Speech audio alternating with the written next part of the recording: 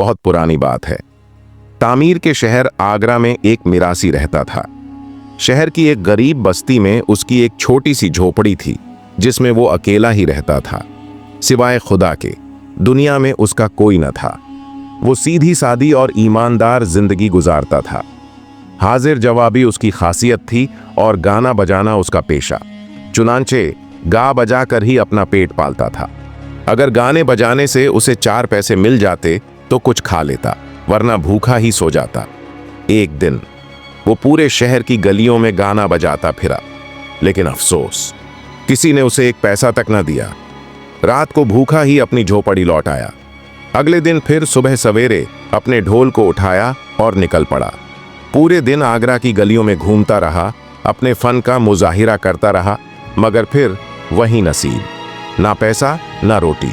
रात को वो झोपड़ी लौटा, मगर नींद कहाँ आती। भूख के मारे करवटें बदलता रहा, सोचता रहा, यही गाना बजाना तो उसका पेशा है, फिर ऐसा क्यों कि लोगों को अब उसमें दिलचस्पी नहीं रही। क्या अब मुझे भूखा मरना पड़ेगा? उसी सोच में डूबे डूबे उसे एक तरकीब सूझी। उसने सोचा, हमारे मुल्क का शहंशाह बड़ा रहम दिल और सखी है, क्यों ना उसके दरबार में जाऊं। शायद किसी दरबारी को या खुद बादशाह को उसका गाना पसंद आ जाए और खाने को कुछ मिल जाए। सुबह होते ही वो ढोल उठाकर शाही दरबार की तरफ चल पड़ा। दोपहर तक का सफर तय किया। जब पहुंचा तो दरबार बस खत्म होने ही वाला था। उसने दरबान से विनती की, शहंशाह को इत्तला दीजिए कि एक मिरासी गाना सुनाने की इजाजत चाहता है। शहंशाह का मूड अच्छा था, इजाजत दे दी गई। मिरासी ने दरवाजे पर ही गाना शुरू कर दिया। उसके सुरों में कुछ ऐसा जादू था कि शहंशाह देर तक सुनता रहा। और फिर शहंशाह को याद आया, मिरासी तो बड़े हाजिर जवाब होते हैं, क्यों ना आज इसे परखा जाए। उसे अंदर बुलाया और तारीफ करते हुए पूछा, अरे मिरासी, तुम्हारे सर पे तो बाल हैं, लेकिन मेरी हथेलियों पर क्यों नहीं हैं?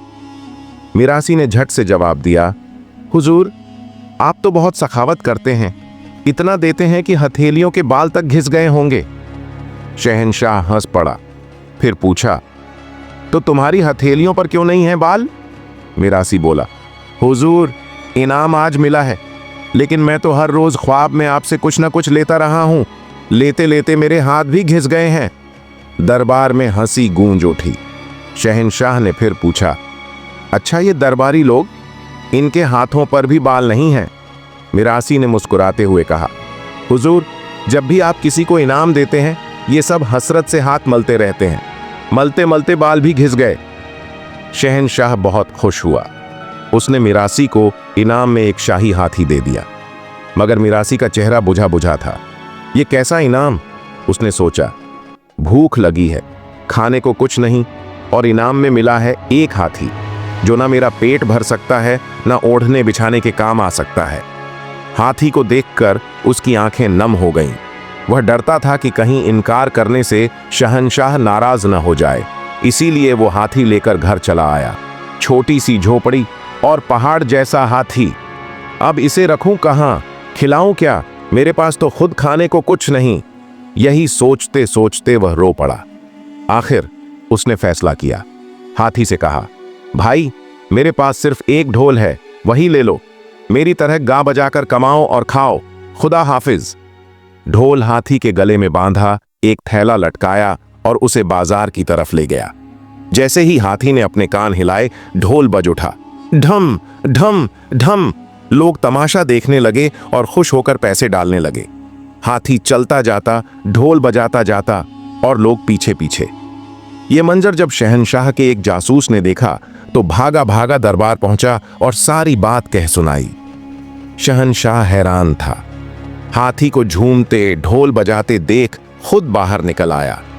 मिरासी को बुलाया और पूछा, तुमने इतना बड़ा हाथी बाजार में खुले छोड़ दिया? अगर किसी को नुकसान पहुंचा देता तो?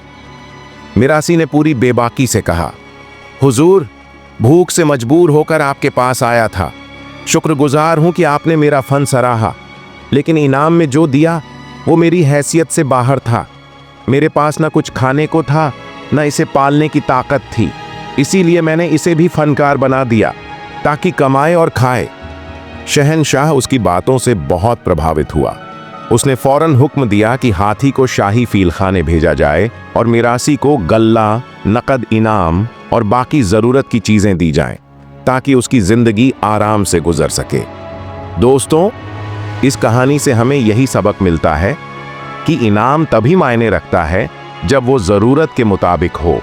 अगर कहानी ने आपके दिल को छुआ हो तो कमेंट करके जरूर बताइएगा और हमारे चैनल को सब्सक्राइब करना ना भूलिएगा। वीडियो देखने का बहुत बहुत शुक्रिया।